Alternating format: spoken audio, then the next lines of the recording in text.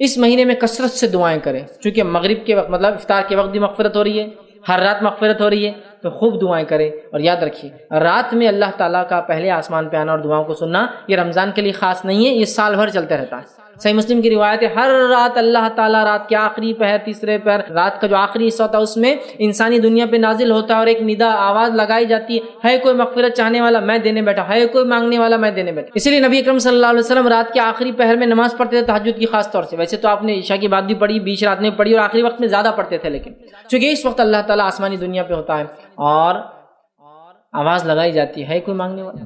بلکہ ایک روایت کے اندر جو حسن درجے کی روایت ہے جامع جو ہے ترمذی کی، اس میں تو یہ بھی ہے جو شخص رات میں اٹھ کر رات میں تہجد پڑھتا ہے اس کا ایک فائدہ ہے کہ اللہ تعالیٰ اس کی جسمانی بیماریوں کو بھی اس سے دور کر دیتا ہے، دوسرے فوائد کے ساتھ ساتھ کہ اللہ نزدیک ہوتا ہے، دعائیں سنی جاتی ہیں۔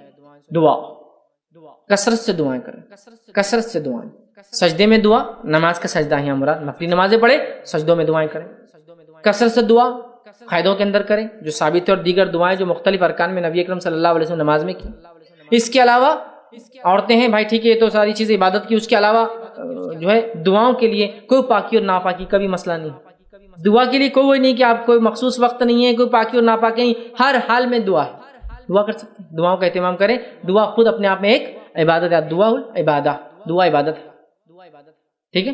تو دعاؤں کا کثرت سے اہتمام کریں اپنے لیے اور دوسروں کے لیے اور اپنے میت کے لیے جو مر چکے ہیں، بہت اچھا موقع ہے، ویسے تو کبھی بھی کر سکتے ہیں لیکن یہ خاص موقع ہے، اور حدیث کے اندر الفاظ ہیں میت انتظار کرتی ہے قبر کے اندر کہ کوئی اس کے لیے دعا کرے، اسی طرح جس طرح سے ڈوبنے والا تنکے کا سہارا لیتا ہے، میت قبر میں انتظار کرتی ہے اس کے زندہ لوگوں کے دعا کرنے کے لیے کہ کوئی دعا کرے میرے لیے، جیسا ڈوبتا ہوا انسان کا تنکے کو پکڑتا ویسے ہی انتظار کرتی ہو کہ کوئی دعا بھیجے، ان کی مغفرت کی دعا کیجیے، اپنے لیے کیجیے دوسروں کے لیے کیجیے، اپنے لیے دعا کرو گے اس کے فائدے، دوسروں کے لیے دعا کرو گے اس کے بھی فائدے ہیں۔ نبی اکرم صلی اللہ علیہ وسلم فرماتے ہیں جب کوئی بندہ مومن دوسرے مومن بندے کے لیے غائبانہ دعا کرتا ہے، وہ سامنے نہیں ہے اور اس کو بولتا بھی نہیں ہے کہ تمہارے لیے کیا، تو وہی دعا پر اس کے لیے فرشتے آمین بولتے ہیں۔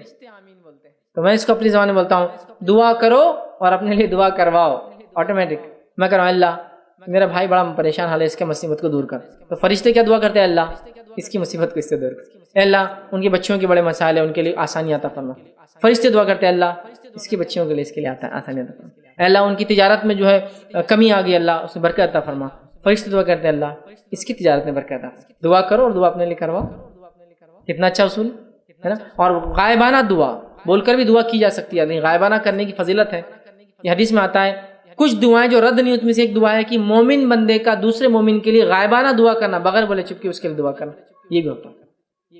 ایسا اہتمام کر لیا آپ دعاؤں کا، اسی کو انتہا نہیں، ہم لوگ دعاؤں میں بڑے کوتا نظر آتے ہیں نا، دعاؤں کا اہتمام کر ہر جگہ ہر جگہ ہر جگہ، اس حد تک کہ کبھی کوئی ایمبولینس کی آواز بھی آپ سنیں تو ضرور دعا کر لینا، اگر اس میں کوئی اللہ تیرا بندہ ہے یا کوئی انسان ہے تو اس کے لیے اگر وہ ہدایت کا مستحق ہے تو ہدایت دے دے اسی بیماری کے ذریعے اس کو، اور اگر جو ہے مسلمان ہے ہدایت یافتہ ہے تو اس کو شفا نصیب کر دے۔ آواز آپ کو دور سے آ رہی ہے، ہوگا نہیں ہوگا دیکھا جائیں گے، لیکن اگر تھا تو آپ کی کریڈٹ میں آ گیا، فرشتے دعا کرے اللہ اس کے لیے مسئلہ حل کر، اس کی بیماری دور کر، اس کو جو ہے فنا، سمجھ رہے ہیں آپ؟ تو آتی ہے نا کبھی آواز، کوئی نہ کوئی مطلب پرابلم میں ہے تبھی تو آواز آ رہی ہے، کسی کو ہسپتال لے جایا جا رہا ہے نا ہاسپٹل، تو آپ دعا کر سکتے ہیں، دعا دعا دعا ہر بار دعا ہے نا، دواخانے سے گزر رہے کوئی دعا اللہ اتنے لوگ بیمار ہیں سب کو شفا دے بیچاروں، ہدایت کی جو مستحق ان کو ہدایت دے، جن کو شفا اور رحم کی ضرورت ہے ان کو شفا دے، اور جن کے لیے جو چیز بہتر ہے اس طرف ان کو گامزن کرے، چاہے تو شفا یا چاہے تو موت، جو بہتر ہے۔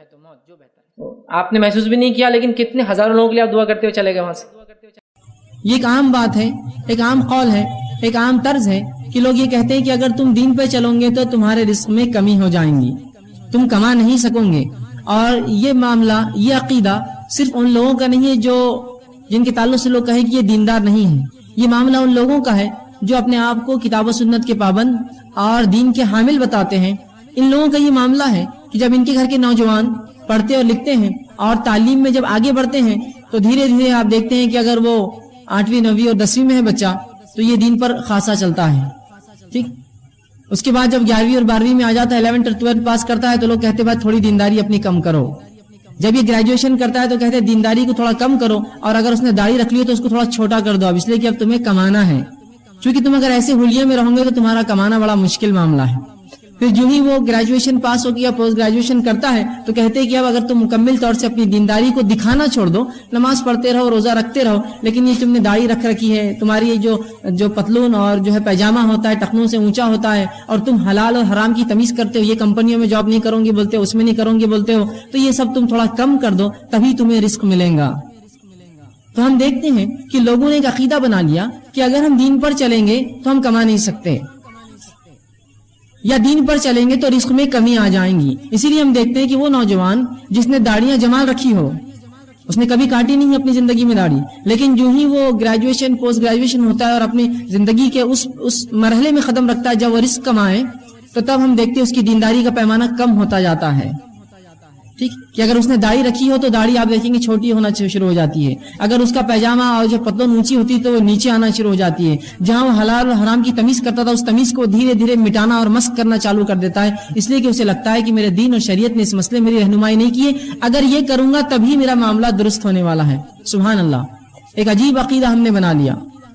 اور کچھ لوگوں نے ایسا تصور دیا مسلمانوں کو کہ دیکھو اسلام نے دنیا کے معاملے میں تمہاری کوئی رہنمائی نہیں کی ہے، ہاں نماز کے مسائل تم پوچھ لو، زکوٰۃ کی باتیں ہم سے پوچھ لو، حج کے معاملات پوچھ لو، عمرے کا معاملہ پوچھ لو، اچھے اور برے کا معاملہ پوچھو، تقوی کے تعلق سے پوچھ لو، ایمانیات کیا ہے پوچھ لو، یہ سب ہم بتا سکتے ہیں، ذکر و اذکار کا معاملہ، لیکن اس کے معاملے میں شریعت ہمیں جو ہے اس کی رہنمائی نہیں کرتی۔ شریعت جو کچھ کہتی ہے یہ ہے کہ دنیا چھوڑ کر مکمل طور سے جنگلوں میں جا کر گفاؤں میں اپنی زندگی گزارو، اور یہ عقیدہ دیا جاتا ہے کہ بھائی اس معاملے میں تو کوئی رہنمائی ہمارے پاس موجود نہیں ہے، لہٰذا اب جو دنیا کے جو طریقے کمانے کے تم اس میں لگے رہو۔ کیا واقعی میں ایسا لگتا ہے کہ دین اور شریعت جس کے تعلق سے یہ ہمارا اور آپ کا عقیدہ ہے کہ اس نے تمام شعبوں میں ہماری رہنمائی کی، کیا اس اہم شعبے میں ہماری رہنمائی نہیں کرتا ہوگا؟ اتنا اہم شعبہ کہ کیسے ایک مومن حلال رزق کمائے اور رزق میں اضافہ کیسے کرے، اس کی کنجیاں، اس کی مفتاح اور اس کے حصول کیا ہوں گے کہ کیسے اپنے رزق کو بڑھائے، کیا شریعت اس معاملے میں جو ہماری رہنمائی نہیں کرتی ہوں گی؟ انس بن مالک رضی اللہ عنہ فرماتے ہیں، بخاری کی روایت ہے کہ اللہ کے رسول صلی اللہ علیہ وسلم جس دعا کو سب سے زیادہ کرتے وہ دعا یہ تھی، ربنا آتنا فی الدنیا حسنۃ وفی الآخرۃ حسنۃ وقنا عذاب النار، اے اللہ میرے لیے میری دنیا کو بہتر بنا اور میری آخرت کو بہتر بنا اور مجھے آنکھ کے عذاب سے بچا۔ رسول اکرم صلی اللہ علیہ وسلم کی کثرت سے یہ دعا تھی، آپ صلی اللہ علیہ وسلم یہ دعا کثرت سے کرتے اس لیے کہ اس میں دنیا اور آخرت دونوں شامل ہو گئی، اور یہ بات میں پہلے بتا چکا ہوں، شریعت اسلامیہ دین اور دنیا میں فرق نہیں کرتی ہے۔ جس نے یہ کہا کہ شریعت نے دین اور دنیا میں فرق کیا اس نے غلط کہا، اس نے شریعت کا صحیح جو ہے اس کی سمجھ نہیں پائی آج تک، اس لیے کہ شریعت جس چیز میں فرق کرتی ہے وہ دنیا اور آخرت میں فرق کرتی ہے۔ اگر میں یہ کہوں کہ میں اسلام پر چل رہا ہوں تو ظاہر سی بات ہے میں دنیا میں ہی اسلام پر چلوں گا، مرنے کے بعد کوئی اسلام نہیں ہے اور آخرت میں کوئی اسلام نہیں ہے، کوئی نماز روزہ زکوٰۃ حج کچھ عمل نہیں ہے، جو کچھ ہے دنیا میں ہے، تو دنیا میں رہتے ہوئے مجھے یہ کام کرنا ہے۔ تو لوگ کہتے ہیں دنیا کے تعلق سے تو شریعت نے کوئی رہنمائی نہیں کی، ہاں دین میں جو تم بہرحال کر سکتے ہو شریعت نے رہنمائی کر دی، مسائل ہے فلاں اور یہ چیز پہ عمل کر لو۔ اور پھر ایک نوجوان اپنے آپ میں پریشان ہونا شروع ہو جاتا ہے، کیا واقعی میں شریعت نے ایسا ہی کیا ہے؟ اور پھر وہ کیا کرتا ہے، دنیا کے معاملات میں شریعت کو چھوڑ دیتا ہے اور یہ سمجھتا ہے کہ جب جو فرائض کا معاملہ ہے، روزے، نماز، زکوٰۃ، حج، اس حد تک شریعت سے پوچھو، اور اس کے علاوہ جو معاملات ہے، کمانا، روزی اور اس طرح کی چیزیں، یہ بھائی میرا اپنا مسئلہ ہے، تو میں اس معاملے میں خود اپنی راہ اور راستہ طے کر لوں گا کہ مجھے کیا کرنا ہے۔ اور پھر جو بے راہ روی ہوتی ہے اور جو طریقے اپنائے جاتے ہیں، اور ایک نوجوان جس کی تربیت نیک اور صالح معاشرے میں ہوئی ہے، نمازی تھا، روزے رکھتا تھا اور ہر چیز کرتا، ذکر و اذکار کا تھا، اور لباس میں سنت کو اختیار کر رکھی تھی، چہرہ اس کا جو اس معاملے سے جو ہے وہ تھا، اور اس کے بعد آپ دیکھتے ہیں دھیرے دھیرے دھیرے دھیرے دھیرے مکمل طور سے ہر چیز کو چھوڑ کر پھر ایسا ہو جاتا ہے، کبھی اس کو پہچاننے میں ہمیں مسئلہ ہوتا ہے، کیا تم وہی ہو جو کالج لائف میں تھے؟ کیا تم وہی ہو جو اسکول میں ہم کو نمازوں کی طرف بلاتے تھے؟ کیا تم وہی ہو جو کالج میں حرام اور حلال کی باتیں کرتے تھے؟ آج تم ایسے کیوں ہو چکے ہو؟ تو کہتا ہے بھائی میرے دین نے مجھے اس معاملے میں کوئی رہنمائی نہیں کی، جہاں رزق کا معاملہ آیا تو مجھے یہ چیزیں اختیار کرنا پڑی۔ یاد رکھیے بڑی عجیب بات ہے، تو شریعت اسلامیہ نے ہماری ہر معاملے میں رہنمائی کی۔ یہ دین تو چاہتا ہے کہ پوری انسانیت اس دین پر چلے، اللہ تو چاہتا ہے کہ پورے انسان اس دین پر چلے، تو کیا دین کا دنیا میں رہنے کا ایک اہم حصہ یہ نہیں ہے کہ ہم حلال روزی کمائیں اور رزق میں اضافہ کریں اور اچھے سے اچھی نعمتیں جو اللہ نے مومنوں کے لیے حلال رکھی ہے اس کو استعمال کریں؟ یہ بھی یاد رکھیے، یہ بھی حصہ ہے اس کا۔ آئیے انشاءاللہ میں آج چند نکات آپ کے سامنے رکھوں گا جس میں ہم دیکھیں گے کہ شریعت نے کیسی اس معاملے میں ہماری رہنمائی کی کہ ہم جو ہے کس طرح سے اپنے رزق میں اضافہ کریں، اور اسی لیے اس عنوان کا جو ہم نے نام دیا رزق کی کنجیاں۔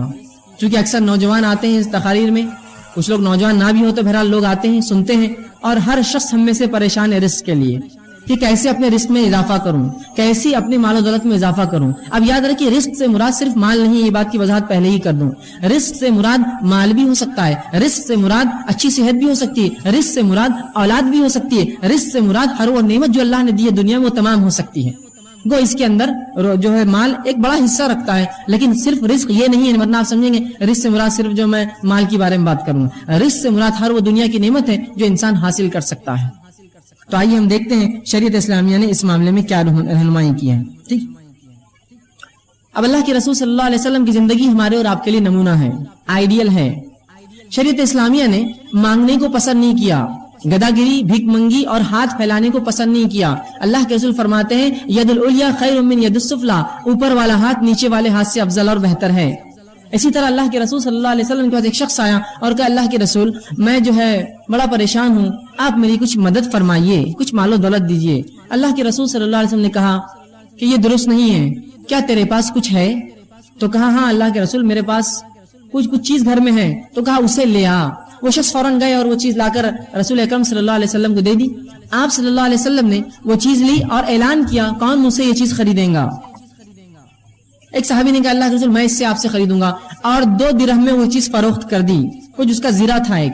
جب رسول اللہ نے اس کو فروخت کر دیا، اس صحابی سے کہا جو مانگنے آئے تھے اب چلو میرے ساتھ۔ وہ صحابی رسول پیچھے پیچھے چلنے لگے۔ آپ ایک مقام پر گئے اور آپ نے ایک لکڑی خریدی اپنے ہاتھ سے، دوسرے ایک دکان سے آپ نے جا کر ایک کلاہڑی کا اگلا حصہ جو ہوتا ہے وہ خریدا، اور اس لکڑی کے اندر اس کلاہڑی کا وہ حصہ اپنے ہاتھ سے پھنسایا اور کہا اب یہ لے جا، جنگل میں جا، درختوں کو کاٹ اور اس کو فروخت کر۔ تو شریعت اسلامیہ نے مانگنے کو پسند نہیں کیا، یاد رکھیے، ہاتھ پھیلانے کو اس میں پسند نہیں کیا، خودداری کو اس نے پسند کیا، خود کمانے کو، خود کفیل رہنے کو پسند کیا، اور یہی صحابہ کی فطرت تھی۔ عبد الرحمن ابن عوف رضی اللہ عنہ جب مدینہ آئے مکہ چھوڑ کر تو رسول اکرم صلی اللہ علیہ وسلم نے اخوت باندھی، بھائی چارہ باندھ دیا تھا، جن سے ان کا بھائی چارہ باندھا گیا۔ اس شخص نے کہا کہ بھائی میری دولت کا حصہ، باغ کا حصہ، اور چاہے تو میری بیوی جو میں سے ایک سے زیادہ ہے تم اس میں سے ایک میں طلاق دیتا ہوں، شادی نکاح کر لو عدت کے بعد۔ تو کہا نہیں، مجھے تم بازار کا راستہ بتا دو، بس مجھے یہ کافی ہے۔ تو انہوں نے ان کو بازار کا راستہ بتا دیا اور بازار گئے، اور وہ کہتے کہ اسی روز جس روز میں بازار گیا میں نے کھجور اور پنیر خرید کر لایا، مطلب اتنا کام کیا، اتنی روزی ملی کہ میں نے کھجور اور پنیر اپنے مال سے خرید کر لایا۔ خودداری دیکھیے صحابی کی۔ گو یہاں انصار تیار تھے اپنا مال و دولت آدھا کرنے کو، لیکن مہاجر وہیں اتنے خوددار تھے، لینے کو تیار نہیں تھے اس چیز کو، خود گئے بازار سے وہ کر کے لایا۔ تو شریعت تو یہ پسند کرتی ہے کہ انسان خود کمائے، کسی کے اوپر جو ہے وہ ڈیپینڈ نہ رہے، اور یہی معاملہ اللہ کے رسول صلی اللہ علیہ وسلم کا تھا۔ جب لوگ اسلام میں آتے تو آپ ان کو غنی کر دیتے، کچھ دے کر ایسا کر دیتے کہ وہ خود کفیل ہو جاتا، پھر مانگنے کی نوبت نہ آتی۔ جو لوگ تنگ کرتے، تکلیفیں دیتے، جو اسلام لاتے، رسول اکرم صلی اللہ علیہ وسلم یہی کرتے۔ زکوٰۃ کا نظم بھی اسی کی ایک جو ہے علامت ہے۔ بہرحال تو شریعت نے مانگنے کو پسند نہیں کیا، بھیک منگی کو، گداگری کو، اور اللہ کے رسول فرماتے ہیں جو شخص یوں ہی مانگے، جس طرح سے آج لوگوں نے پروفیشنل یا پروفیشن بنا دیا، مانگتے ہیں، جو شخص بنا کسی شرعی عذر کے کچھ مانگے، رسول اکرم فرماتے ہیں روز قیامت وہ ایسا آئے گا رب کے سامنے کہ اس کے چہرے پر گوشت نہیں ہوگا، چونکہ وہ مانگتا تھا اللہ کو چھوڑ کر دوسروں سے۔ تو کمانے کو شریعت نے پسند کیا، حلال روزی کے لیے کوشش کریں۔ اب آئیے چند وہ حصول جس کے ذریعے، جس کے کرنے سے اپنی روزی میں ہم بڑھوتری کر سکتے، بڑھا سکتے ہیں، یا جتنا ہم کماتے ہیں اس کے اندر برکت آ سکتی ہے۔ دونوں ہی باتیں ایک ساتھ بول رہا ہوں میں، ورنہ کچھ لوگ کہیں گے اب آپ نے تو اصول بتا دیے، ہم نے اس پر عمل کرنے کی کوشش کی، لیکن کچھ نظر تو نہیں آیا کہ تنخواہ 5 سے 6 ہزار تو آج تک نہیں ہوئی۔ تو میں رزق کے حصول بتاؤں گا، تنخواہ بڑھانے کے حصول نہیں بتاؤں گا۔ رزق، اور رزق میں اولاد بھی شامل ہے، اچھی صحت شامل ہے، دنیا کی نعمتیں اور مال بھی شامل ہے۔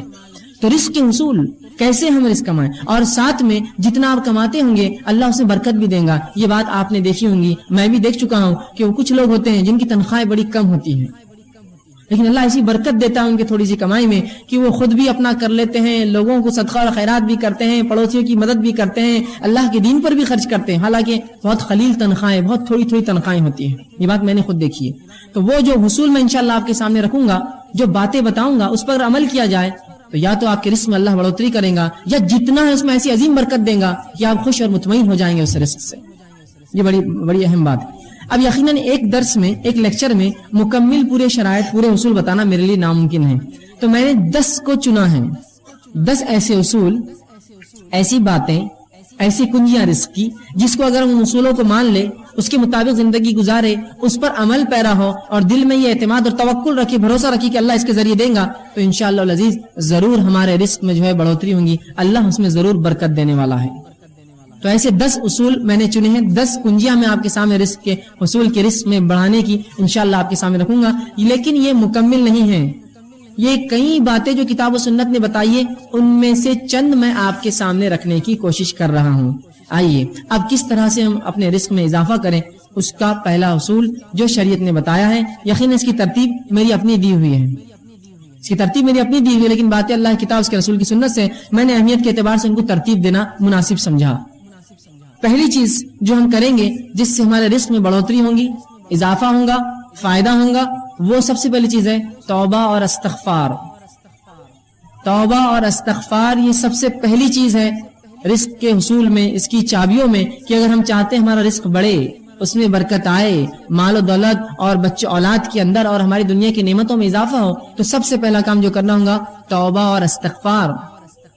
اب آئیے توبہ اور استغفار بولتے کس کو ہے وہ اگر جان لے تو زیادہ فائدہ ہوگا، ورنہ استغفر اللہ استغفر اللہ استغفر اللہ تو ہم کہہ رہے ہیں صبح اور شام، استغفر اللہ من کل ذنب واتوب الیہ، استغفر اللہ من کل ذنب واتوب، ہم بار بار پڑھ رہے ہیں، اس کا معنی کیا ہے؟ یہ اگر جان لیں گے تو انشاءاللہ زیادہ فائدہ ہوگا. ورنہ ہم لوگوں کو دیکھتے ہیں استغفر اللہ کے ورد سے ان کی زبانیں تھکتی نہیں ہیں، لیکن ان کے اعمال سے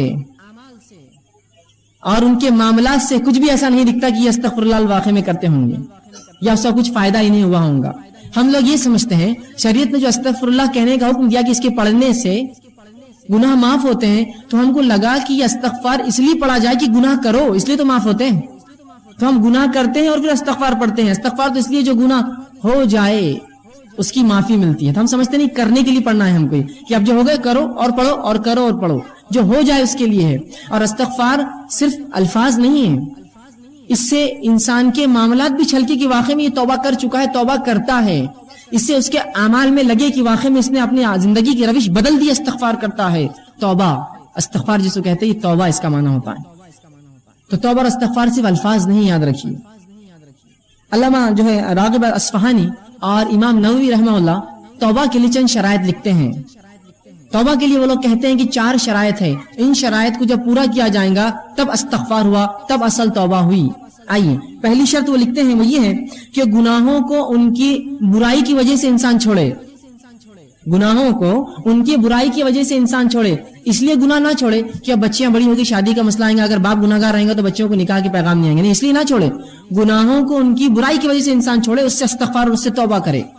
یہ نہیں کہ اب تو مجبوری ہے کہ اب مجھے گناہ چھوڑنا ہے، تو گناہوں کو ان کی برائی کی وجہ سے ترک کرے. اور پہلی شرط اپنی غلطی پر نادم ہو. گناہوں کو چھوڑنے کا ارادہ کیا، ان کی برائی کی وجہ سے اپنے گناہوں پر نادم ہوا کہ مجھ سے یہ گناہ ہوا. دوسرا وہ لکھتے ہیں آئندہ نہ کرنے کا عزم کیا، اب انشاءاللہ آئندہ میں وہ گناہ نہیں کروں گا. تیسری شرط اگر بندوں کا معاملہ تھا تو وہ لے جا کر اس معاملے کو واپس کر دے. بندوں کا آپس میں کچھ ہوا، مال لے لیا تھا، جائیداد لے لی تھی، زمین لے لی تھی، کچھ ایسا کام کیا تھا جو بندوں کا معاملہ تھا، اس معاملے کو جتنا ہو سکے لوٹا دے اس بندے کو جا کر. اور چوتھا وہ کہتے ہیں، بلکہ پہلی شرط وہی تو میں نے پہلے آپ سے کہی کہ گناہوں کو ان کی معصیت کی وجہ سے چھوڑے. دوسرا گناہوں پر نادم ہو. تیسرا جو ہے گناہوں کو جو ہے پھر دوبارہ نہ کرنے کا عزم کرے. اور چوتھا اگر حقوق العباد بندوں کا معاملہ ہو تو اس معاملے کو، اس چیز کو واپس لوٹا دے. یہ ہے استغفار، یہ ہے توبہ. تو اب توبہ کو یہ مت سمجھیے، کچھ لوگوں کو تو یہ بھی نہیں پتا توبہ ہوتی کیا ہے. وہ سمجھتے ہیں کہ نماز پڑھ لو، پھر نماز کے بعد ادھر ادھر دیکھو کوئی دیکھ رہا تو نہیں ہے آپ کو، اور اگر نہ دیکھ رہا تو جلدی سے دونوں ہاتھ لیتے ہیں اور گالوں کو دونوں طرف یوں کچھ تو بھی کرتے رہتے، توبہ توبہ توبہ. یہ توبہ نہیں ہے. یہ تو بچوں کو نصیحت کے لیے سکھایا جاتا ہے کہ آئندہ ایسی غلطی نہ کرے، چلو توبہ کرو. یہ توبہ نہیں ہے. تو وہ امت کو توبہ کا تصور بھی نہیں ہے کہ اس کے اصول کیا ہے، وہ ہوتی کیسے، اس کا معاملہ کیا ہے. وہ سمجھتے گالوں پر ہاتھ لگانا یہ توبہ ہے. یہ توبہ نہیں، یاد رکھیے. تو توبہ کی 4 شرائط ہے استغفار کی. آئیے اب جو استغفر اللہ ہے یا استغفار ہے، یہ حصول رزق کا ذریعہ ہے. یہ کرنے سے رزق میں اضافہ ہوتا ہے. اس کے دلائل کیا ہیں؟ آئیے ہم قرآن سے دیکھتے ہیں. اللہ رب العزت قرآن میں فرماتا ہے، سورہ نوح سورہ نمبر 71 اور آیت نمبر 10 سے لے کر 16 میں اللہ فرماتا ہے اور کہتا ہے فَقُلْتُ اسْتَغْفِرُوا رَبَّكُمْ إِنَّهُ كَانَ غَفَّارًا. پھر آگے فرماتا ہے يُرْسِلِ السَّمَاءَ عَلَيْكُمْ مِدْرَارًا وَيُمْدِدْكُمْ بِأَمْوَالٍ وَبَنِينَ وَيَجْعَلْ لَكُمْ جَنَّاتٍ وَيَجْعَلْ لَكُمْ أَنْهَارًا. یہ واقعہ یوں ہے کہ نوح علیہ السلام نے اپنی قوم کو دعوت دی، اسلام کا پیغام پہنچایا، قوم نے انکار کیا. اس کے بعد اللہ رب العزت کے سامنے نوح علیہ السلام جاتے ہیں اور کہتے ہیں اے اللہ یہ رپورٹ ہے میری، یہ کنکلوژن ہے میرا اس قوم کے تعلق سے کہ اے میرے رب، انہوں نے کہا فَقُلْتُ اسْتَغْفِرُوا رَبَّكُمْ إِنَّهُ كَانَ غَفَّارًا. اے اللہ میں نے اس قوم کو بار بار کہا اے میری قوم اپنے رب سے توبہ کرو اپنے شرک اور گناہوں کی وجہ سے، یقیناً وہ تم کو معاف کرنے والا ہے. اب اگر تم استغفار کرو گے تو فائدہ کیا ہوگا؟ فرمایا یرسل السماء علیکم مدرارا، اگر تم استغفار کرو گے میری قوم تو اللہ آسمان سے تمہارے لیے بارش برسائیں گا. یرسل السماء علیکم مدرارا، موسلا دھار زبردست بارش برسائیں گا. پہلا فائدہ استغفار کا. پھر آگے اللہ نے کہا، نوح علیہ السلام کہتے ہیں مدرارا وَيُمْدِدْكُمْ بِأَمْوَالٍ وَبَنِينَ، اور اللہ تمہارے مال میں اور اولاد میں اضافہ کریں گا، بالخصوص مال میں اور لڑکوں میں تمہارے اضافہ کریں گا. کیا کرو گے تو؟ استغفار کرو گے تو. وَيَجْعَلْ لَكُمْ جَنَّاتٍ وَيَجْعَلْ لَكُمْ أَنْهَارًا، اور تمہارے لیے بہترین باغ بنائیں گا، باغات کو نکالیں گا. وَيَجْعَلْ لَكُمْ أَنْهَارًا، اور تمہارے لیے بہترین نہریں نکالیں گا. اگر کیا کرو گے تو؟ استغفار. اے میری قوم اگر تم یہ کر لو تو آسمان سے بارش پاؤں گے، مال میں اضافہ پاؤں گے، اولاد اور لڑکوں میں اضافہ پاؤں گے، اور تمہیں بہترین باغ اللہ دے گا، اچھی نعمتیں دے گا، اور جو ہے تمہارے لیے جو ہے نہریں نکالیں گا ان باغوں میں. استغفار کے دیکھیے نوح علیہ السلام نے اپنی قوم کو کیا فائدے بتائے. یہاں کا پورے رزق میں جو چیزیں آتی ہے، بارش کا برسنا ایک بنیادی اصول ہے رزق کے لیے. آج بھی اگر انسان ٹیکنالوجی میں اور کسی بھی چیز میں جتنی ہی آگے بڑھ چکی ہو، لیکن آج بھی آسمان کی طرف نگاہ سب کی ہوتی ہے. اگر بارش نہ برسے اور آپ کہیں گے کہ بھائی مجھے کیا فرق پڑتا ہے، میں تھوڑی کاشتکار ہوں، آپ کاشتکار نہ بھی ہو تو جب آپ بازار سبزی خریدنے جائیں گے تو آپ کہیں گے واقعی میں بارش نہ ہونے کا نقصان ہے. تو رزق بڑھاتا ہے اللہ رب العزت انسانیت کے لیے، توبہ اگر قوم کرے تو. یہاں اللہ رب العزت دیکھیے کہ فرما رہا ہے کہ اگر توبہ کرو تو بارش برسائیں گا، اور اس کے بعد فرمایا کہ وہ تم کو مال میں اور اولاد میں اضافہ دیں گا. تو اگر اصول رزق، اگر ہم مال میں بڑھوتری چاہتے ہیں، اولاد میں اضافہ چاہتے ہیں، استغفار کریں. حسن بصری رحمہ اللہ یہ کبار تابعین میں سے ہے. ان کے پاس ایک شخص آیا اور کہا حسن ہمارے علاقے میں قحط سالی ہے، میں کیا کروں؟ تو کہا استغفار کر، توبہ کر. دوسرا شخص آیا کہا اے حسن مجھے رزق میں تنگی ہے، مال میں تنگی ہے، کیا کروں؟ تو کہا جا استغفار کر. تیسرا شخص آیا کہا اے حسن میرے باغ سوکھ چکے ہیں، میں کیا کروں اس کے لیے، حل بتاؤ شرعی، استغفار کر. ایک شخص آیا اور کہا کہ مجھے اولاد نہیں ہے،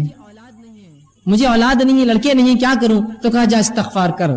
تو ان کے شاگردوں نے پوچھا اے استاد، اے حسن بصری، تم نے 4 لوگ آئے، 4 سوال کیا، اولاد نہیں، کسی نے کہا قحط کا کہا، کسی نے کہا باغ میں میرے جو ہے سوکھا پڑ چکا ہے، اور کسی نے مال کے تعلق سے کہا. تم نے سب کو ایک ہی جواب دیا، استغفار کرو، استغفار کرو، استغفار کرو. تو کہا میں نے کوئی بات اپنے دل سے تھوڑی کہی ہے. اور فوراً انہوں نے قرآن کی اس آیت کو تلاوت کی، قُلْ تُسْتَغْفِرُوا رَبَّكُمْ إِنَّهُ كَانَ غَفَّارًا يُرْسِلِ السَّمَاءَ عَلَيْكُمْ مِدْرَارًا، کہ تم اے میری قوم تم اللہ سے توبہ کرو، استغفار کرو، وہ تم پر موسلادھار بارش دیں گا. تو اگر ہم بارش چاہتے ہیں استغفار کریں، ہم مال چاہتے ہیں استغفار کریں، اولاد چاہتے ہیں استغفار کرے جو بے اولاد ہے، اور اگر جنت یا اس کا باغ سوکھ رہا ہے، اگر اسے مال نہیں آتا جبکہ آس پاس آتا ہے، استغفار کرے. تو یہاں حصول رزق کے لیے، رزق میں بڑھوتری کے لیے، اولاد میں بڑھوتری کے لیے، بارش کے ہونے کے لیے، اپنے باغ اور اپنی تجارت میں فائدے کے لیے استغفار اصول بتایا گیا ہے. توبہ کرو اپنے رب سے، توبہ کی 4 شرائط کے ساتھ. نہیں تو میں استغفر اللہ استغفر اللہ استغفر اللہ تو کر رہا ہوں، لیکن انہی استغفر اللہ کے دوران میں گناہ کرتا ہوں. استغفر اللہ کی تسبیح چل رہی، کسی کا فون آیا، جھوٹ بول دیا. کہاں آپ نے توبہ کی اپنے رب سے؟ استغفر اللہ تم پڑھ رہا ہوں، لوگوں کو دھوکہ دے رہا ہوں. کہاں آپ نے استغفر اللہ کیا؟ آپ نے معنی ہی نہیں سمجھا آپ نے اس کا. تو صحیح معنوں میں اگر استغفر اللہ ہم کریں گے تو اس کا فائدہ انشاءاللہ عزیز ہمیں زبردست ہوگا. مال میں اضافہ، اولاد میں اضافہ، کھیتی باڑی میں ہمارے اضافہ، تجارت میں اضافہ، بہت اس کے فائدے اللہ بارش دیں گا. آئیے اللہ کے رسول صلی اللہ علیہ وسلم فرماتے ہیں، مسند احمد اور ابو داؤد کی روایت ہے، عبداللہ ابن عباس رضی اللہ عنہ اس حدیث کے راوی، اور وہ کہتے ہیں اللہ کے رسول صلی اللہ علیہ وسلم فرمایا تم جس نے کثرت سے اپنے گناہوں کی توبہ کی، جس نے کثرت سے استغفار کیا، اے اللہ مجھ سے گناہ ہو رہے مجھے معاف کر، کثرت سے. اور اللہ کے رسول دن میں سے 70 سے زائد مرتبہ توبہ اور استغفار کرتے. ایک روایت میں 100 سے زائد مرتبہ. نبی اکرم صلی اللہ علیہ وسلم گناہ نہیں کرتے تھے. یہ قوم کو تعلیم تھی کہ جب تمہارا نبی معصوم ہونے کے بعد اتنا استغفار کرتا ہے تم اس سے زیادہ کرو. تو توبہ اور استغفار کر دیا اللہ کے رسول. تو کہا کہ جو کثرت سے اللہ سے اپنے گناہوں کی توبہ کرے، استغفار کرے، پہلا فائدہ اللہ اس کو ہر غم سے نجات دیں گا. اللہ اس کو ہر غم سے، کس کو آج غم نہیں اور پریشانی نہیں، غم اور پریشانی سے نجات چاہیے، استغفار کرے. دوسرا فرماتے ہیں ہر مشکل سے باہر نکال دیں گا اسے. توبہ کے فائدے تو دیکھیے آپ، ہم تو رزق کے اصول دیکھ رہے ہیں لیکن فائدے دیکھیے، غم سے نکال دیں گا، مشکلات کو دور کر دیں گا اور اس کو باہر نکال دیں گا. تیسرا فرمایا وہاں سے رزق دیں گا جہاں سے سوچا بھی نہیں ہوگا، اس کے گمان بھی نہیں ہوں گے مجھے رزق ملے گا، اور رب اس کو وہاں سے رزق اٹھا کر دے دیں گا. کس وجہ سے؟ توبہ کرے کثرت سے اپنے گناہوں کے لیے، ان کے شرائط کے ساتھ. تو وہاں سے اللہ رزق دیں گا اس شخص کو جہاں سے اس نے گمان بھی نہ کیا. کون؟ جو کثرت سے استغفار کرے، توبہ کرے اپنے گناہوں کے تعلق سے. یہ تھا پہلا اصول، پہلی شرط۔ آئیے دوسرا اصول کیا ہوگا؟ دوسری چیز جو کتاب و سنت میں ہم پاتے ہیں، جس کے تعلق سے بکثرت روایتیں آتی ہیں، جس کے کرنے سے رزق میں اضافہ ہوتا ہے، اللہ کا تقوی۔ اب جو میں آگے بڑھتا جاؤں گا، آپ یہ مت سوچئے یار یہ تو اپنے سے ہونے والا نہیں ہے، یہ تو ہونے والا نہیں ہے، اس سے ہٹ کر کچھ بتاؤ۔ ایسی آدمی کی مثال تو وہ ہے کہ اس کو ایک مرض اور بیماری ہے، بیماری کا علاج ڈاکٹر دیتا ہے، وہ کہتا ہے یہ دوا تو مجھ سے نہیں کھا جائیں، کچھ اور بتاؤ، تو کہے جاؤ پھر مر جاؤ، اس کے علاوہ کوئی حل نہیں تمہارے لیے۔ شریعت جو حل دے رہی وہ یہ ہے۔ اب آپ بولیں گے میرے کو تقویٰ نہیں جمے گا، میرے سے استغفار تو ہونے والا ہے نہیں، تو پھر یاد رکھیے آپ اپنے ہاتھوں سے اپنی جان لے رہے، تو میں اس معاملے میں کیا کروں، کہاں سے ہم حل لائے؟ ٹھیک ہے، تو یہ بات بڑی اہم ہے، آپ اس کو پکڑ لے۔ شریعت کے پاس حل ہے، اگر آپ نہ لینا چاہیں یہ آپ کی مرضی ہے، شریعت نے حل دے دیا۔ اب آپ ان کو چھوڑ کر ہزار جگہ سر پٹکیے، یاد رکھیے واپس لوٹ کر یہی آنا پڑے گا آپ کو۔ اصول یہی ہے، نہیں میں کیا کروں گا، فلاں کر لوں گا، بینک سے کر لوں گا، یہاں آپ کچھ کر لیجئے، اگر یہ نہ کیا آپ سب کچھ کر لیجئے، اس کے بعد آ کر یہی ٹکنا پڑے گا اور پچھتا کر سر نیچے رکھ کر یہی سوچنا پڑے گا اب میں کیا کروں، میرے رب نے میرے لیے کیا احکامات دیے۔ تو اگر یہ ہم اپنی زندگیوں میں لا لے تو بڑا فائدہ ہوگا۔ استغفار کو مشکل چیز نہیں، یاد رکھیے، اس کے لیے کوئی آپ کو گھر بار چھوڑ کر رات میں 3 بجے 2 بجے اٹھ کر نہیں جانا ہے، چلتے پھرتے اٹھتے بیٹھتے اللہ گناہ ہو گیا بس اب توبہ، میں اب نہیں کرنے کو، استغفر اللہ مجھ سے گناہ ہو گیا میں نہیں کروں گا، اللہ کم از کم کچھ نہ ہو سکے تو نمازوں کے بعد فرض 3 مرتبہ رسول اللہ زور اللہ اکبر ایک بار کہتے اور کہتے استغفر اللہ، اتنا تو کہہ سکتے ہیں، 15 بار تو یہی ہو جائیں گا 5 نمازوں کے بعد۔ رسول اللہ 70 یا ایک روایت میں 100 سے زیادہ بار یہ پڑھتے تھے، کوشش کیجیے۔ دوسرا اصول تقوی اختیار کریں۔ اب تقوی کیا ہے؟ تقوی اللہ کا ڈر ہے۔ تقوی کیا ہے؟ تقوی اللہ کا پاس و لحاظ ہے۔ پاس و لحاظ سمجھتے ہیں آپ؟ اگر ایک بوڑھا انسان آپ کے سامنے آ کر کھڑا ہو جائے اور آپ کرسی پہ بیٹھے ہیں تو آپ اس کا پاس و لحاظ کرتے ہیں، خود اٹھ جاتے ہیں، جناب آپ بیٹھ جائیں، اس کو کہتے ہیں تقوی۔ پاس و لحاظ رکھنا، اللہ کا ڈر، اللہ کا پاس و لحاظ، ٹھیک؟ تو تقوی اختیار کرے۔ تقوی کے معنی کے تعلق سے کئی باتیں آتی ہیں، امام نووی رحمہ اللہ لکھتے ہیں تقوی کے تعلق سے کہتے ہیں اللہ تعالیٰ کے احکامات پر عمل کرنا، جن باتوں سے اس نے روکا ان باتوں سے رک جانا، اور ہر وہ کام جس سے اللہ کی ناراضگی یا عذاب آتا ہے ان سے بچنا، یہ تقوی ہے۔ تقوی کیا ہے؟ ہر وہ کام جو اللہ نے حکم دیا اس کا کرنا، ہر وہ کام جس سے روکا اس سے رکنا، اور اس کے علاوہ جن تمام کاموں کے کرنے سے اللہ کی ناراضگی ملتی ہے، عذاب ملتا ہے، ان کاموں سے رکنا، اس کو تقوی کہتے ہیں عربی میں۔ تو ہم اب جو اللہ نے کہا وہ کرے، جس سے روکا اس سے رکے، اور ہم ہر وہ کام جس سے عذاب ملتا ہے اس سے اجتناب کرے، یہ تقوی ہے۔ تو ہم تقوی اختیار کریں۔ دوسرا اصول یاد رکھیے۔ آئیے تقوی کے تعلق سے کہ رزق کا حصول ہے، رزق اس سے بڑھتا ہے، مختلف مقامات پر قرآن حدیث میں اس کے حوالے ملیں گے۔ میں چند حوالے آپ کے سامنے رکھتا ہوں۔ اللہ رب العزت سورۃ طلاق سورہ نمبر 65 اس کی آیت نمبر 2 اور 3 میں کہتا ہے وَمَن يَتَّقِ اللَّهَ يَجْعَل لَّهُ مَخْرَجًا وَيَرْزُقْهُ مِنْ حَيْثُ لَا يَحْتَسِبُ۔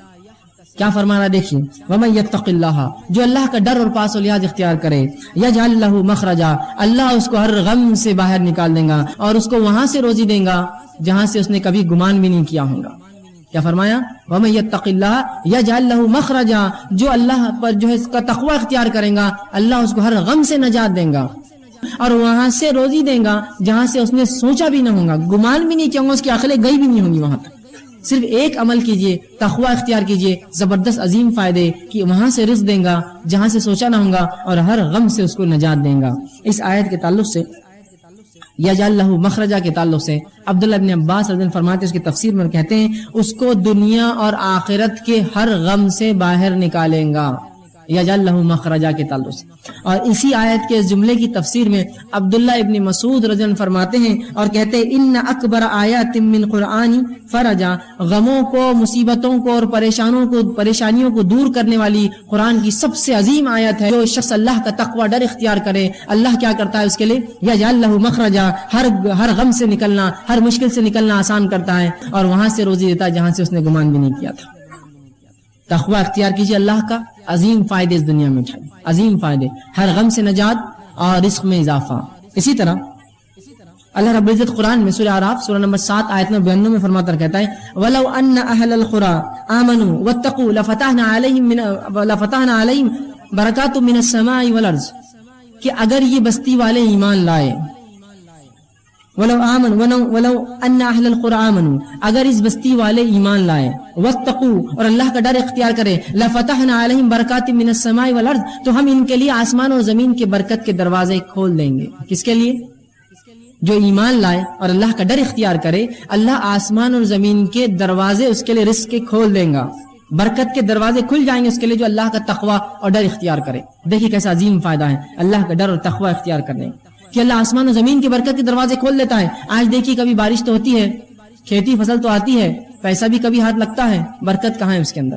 ایک زمانہ تھا, آپ نے بھی سنا ہوگا, میں نے بھی سنا ہے کہ لوگوں کی تنخواہیں 100-200 روپے, 40 اور 50 روپے ہوا کرتی, لیکن حالات یہ تھے ایک ایک انسان 10-10, 20 اور 25-25 لوگوں کو پالتا تھا اپنے گھر میں.